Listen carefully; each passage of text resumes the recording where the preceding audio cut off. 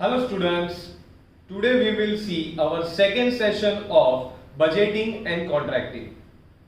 Today's our content is definition of budget, then we will see types of budget.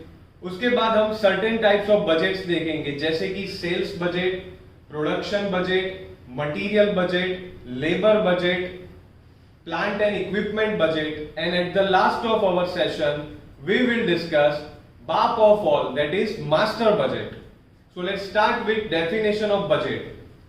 बच्चों definition क्या रहती है budget की, वो लास्ट सेशन में भी हमारी बात हुई थी कि टॉप अथॉरिटीज द्वारा कुछ ना कुछ मनी अपने डिपार्टमेंट्स को प्रोवाइड करने में आता है कि जो मनी का फ्लो होता है जो अपने डिपार्टमेंट में डिफरेंट एम्प्लॉयज को कंपनीज प्रोवाइड करती है उसको हम बजट बोलते हैं. बजट जो होता है वो सालाना होता है कि मार्च महीने से लेकर मार्च महीने तक कंपनीज का बजट रहता है. तो डिफरेंट डिपार्टमेंट को कुछ ना कुछ एक्सपेंड करने के लिए मनी प्रोवाइड करने में आता है जिसको हम बजट कहते हैं.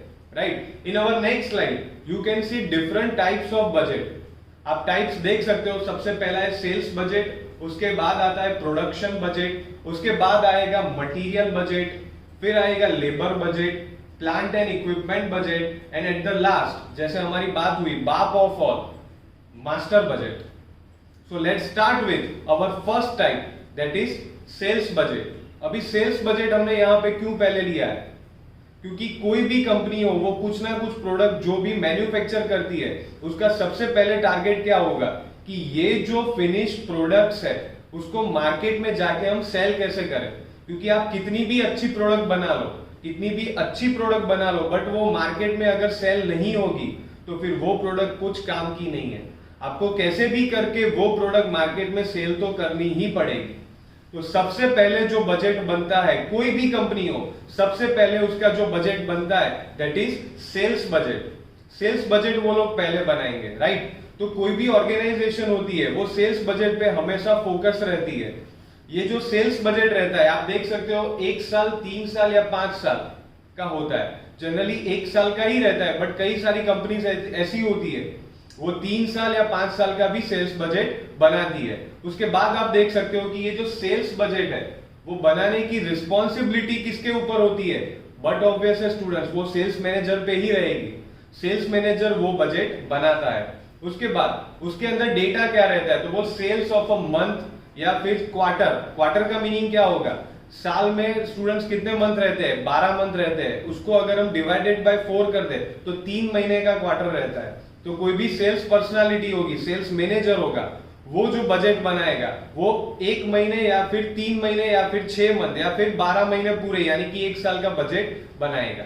वो जो बजट बनाते हैं वो उसके सेल्स रीजन का रहता है या फिर सेल्स टेरिटरी, उसका जो एरिया रहता है. क्योंकि सेल्स पर्सन जो रहते हैं उसका सर्टेन एरिया होता है, वो फिर सिटी टू सिटी रहता है या फिर कई बार स्टेट भी हो जाता है. तो वो जो सेल्स मैनेजर होता है वो पर्टिकुलर पर सेल्समैन, मतलब कि हर एक सेल्समैन का इंडिविजुअल बजट बनाएगा कि भाई ये बंदा है उसको इतने पैसे खर्च करने को मिलेंगे और ये जो बंदा है उसको इतने पैसे खर्च करने को मिलेंगे. तो according to person sales budget जो होता है वो चेंज होता रहता है. उसके बाद आप देख सकते हैं कि जो सेल्स बजट रहता है उसको गवर्नमेंट पॉलिसी से भी कनेक्ट करना पड़ता है. क्योंकि हमारी जो गवर्नमेंट है उसने कुछ ना कुछ पॉलिसीज बनाई हुई है, तो सेल्स मैनेजर को ये सारी पॉलिसीज फॉलो करनी पड़ेगी.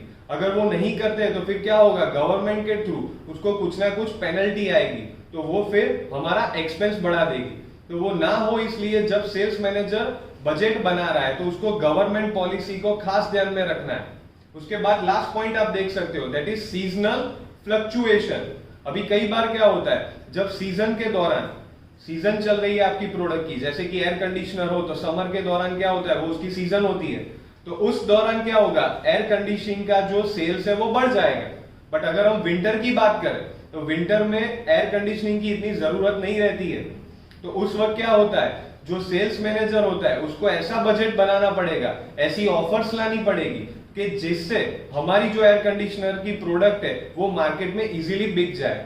तो वो सीजनल फ्लक्चुएशन जो रहता है, जो अप एंड डाउन रहता है, वो भी सेल्स मैनेजर को कंट्रोल करना पड़ता है. In our next slide you can see a sample format for sales budget. अगर आपको अपनी कंपनी के लिए एक सेल्स बजट बनाना हो तो आप इस हिसाब से उसको बना सकते हो, जिसके अंदर आपकी प्रोडक्ट है उसकी पर पीस सेल्स प्राइस आपको कंसीडर करनी पड़ती है, आपकी जो सेल्स की पूरी इनकम है, जो लास्ट ईयर की इनकम है, उसको भी आपको इसके साथ रिलेट करना पड़ता है, क्योंकि लास्ट ईयर हमारा जो सेल्स हुआ था उससे हम जब कंपेयर करेंगे तब जाके हमें इस साल का मुनाफा पता चलेगा कि कितना मुनाफा हमने लास्ट ईयर के सेल्स के दौरान किया है। तो उस हिसाब से फिर हम हमारा सेल्स बजट इस साल के लिए बनाएंगे। In our next slide you can see production budget. अभी प्रोडक्शन बजट जो होता है स्टूडेंट्स, वो एक साल के लिए बनता है। वो बनाने की जो रिस्पॉन्सिबिलिटी रहती है वो किसके ऊपर रहती है? But obvious it is on production manager.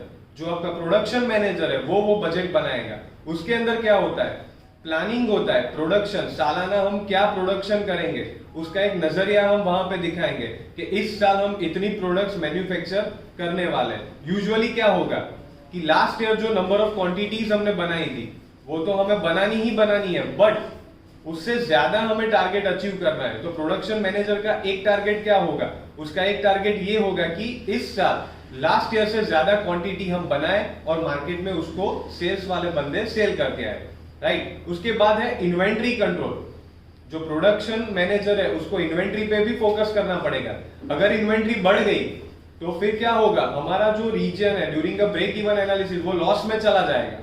तो वो लॉस ना हो इसलिए हमें इन्वेंट्री को भी कंट्रोल करना पड़ता है। In our next slide you can see again a sample format for production budget. Production जब होता है तब उसका एक सैंपल फॉर्मेट आप देख सकते हो, जिसके अंदर मटेरियल एक्सपेंस यानी कि डायरेक्ट मटेरियल, इनडायरेक्ट मटेरियल, वो सब आप पढ़ ही चुके हो। अगर वो आप नहीं जानते हो तो प्लेलिस्ट में जाके आप डायरेक्ट मटेरियल और इनडायरेक्ट मटेरियल के रिगार्डिंग वीडियोस देख सकते हो। तो डायरेक्ट मटेरियल का कॉस्ट उसमें गिना जाता है। फिर लेबरेज कॉस्ट, जो लेबर्स आपकी वर्कशॉप में काम करते हो वो लेबर कॉस्ट भी आपको वहां पे गिनना पड़ेगा। इन सबको जब आप कंबाइन करोगे तो आपको एक टोटल कॉस्ट मिलेगी। ये जो टोटल कॉस्ट रहती है वो आपके 4 क्वार्टर के लिए होती है, मतलब first, second, third and fourth. ये जब क्वार्टर मिल जाएंगे तो फाइनल ईयर की कॉस्ट आपको मिल जाएगी। In our next slide you can see material budget. Students, material budget में क्या होता है? डिफरेंट प्रोडक्ट मटीरियल की जो कॉस्ट होती है वो हम वहां पे गिनेंगे। उसके बाद कैसे वो मटेरियल कॉस्ट हम रिड्यूस करें वहां पे वो भी हमें तय करना पड़ता है। ये जो बजट होता है वो प्रोडक्शन मैनेजर ही बनाता है, बट इसके अंदर क्या होता है कि जो एक्सपीरियंस बंदा है, जिसको प्रोडक्शन का बहुत ही ज्यादा नॉलेज है, जो मटेरियल के बारे में ज्यादा जानता है, ऐसा स्किल पर्सन जो होता है वो ये मटेरियल बजट यहाँ पे बनाता है। In our next slide you can see again a sample format for material budget. Material budget में क्या होता है? तो जो मटेरियल रिक्वायर्ड होता है उसकी वहां पे गिनती होती है। उसके बाद कितनी क्वांटिटी चाहिए, जो क्वांटिटी आपको चाहिए वो वहां पे कैलकुलेशन में ली जाएगी। उसके बाद मटेरियल प्राइस पर प्रोडक्ट या फिर पर केजी। कई बार क्या होता है कोई मेटालिक प्रोडक्ट होती है तो वो किलोग्राम के रेट पे मिलती है।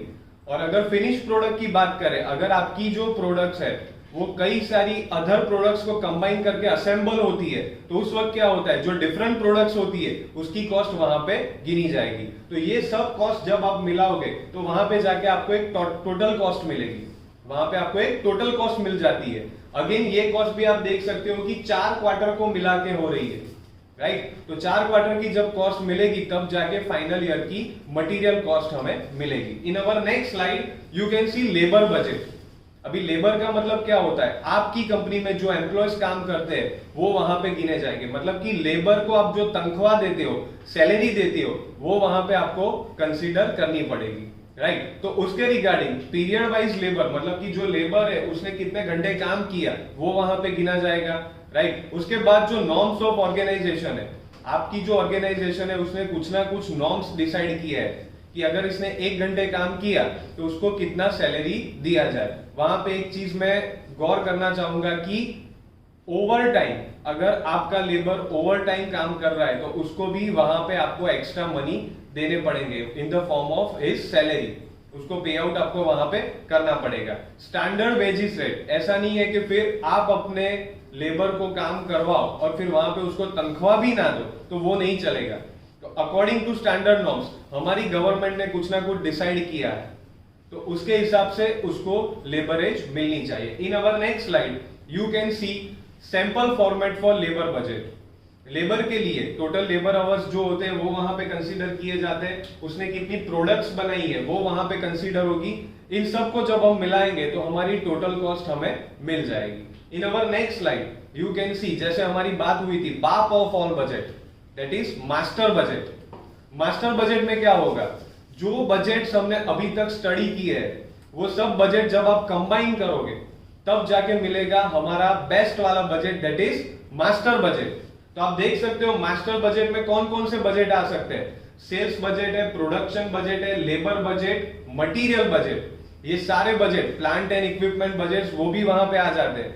तो वो सारे बजट जब आप मिलाओगे तब जाके मिलेगा हमारा मास्टर बजट। मास्टर बजट जो होता है वो आप अपनी टॉप अथॉरिटीज को दिखाते हो और फिर वो फाइनलाइज करते हैं कि इतनी अमाउंट जो है वो हमें डिफरेंट डिपार्टमेंट्स को इस बार प्रोवाइड करनी है। तो in our next slide you can see a very nice sample budget for master budget. You can see it's a sample format for a master budget.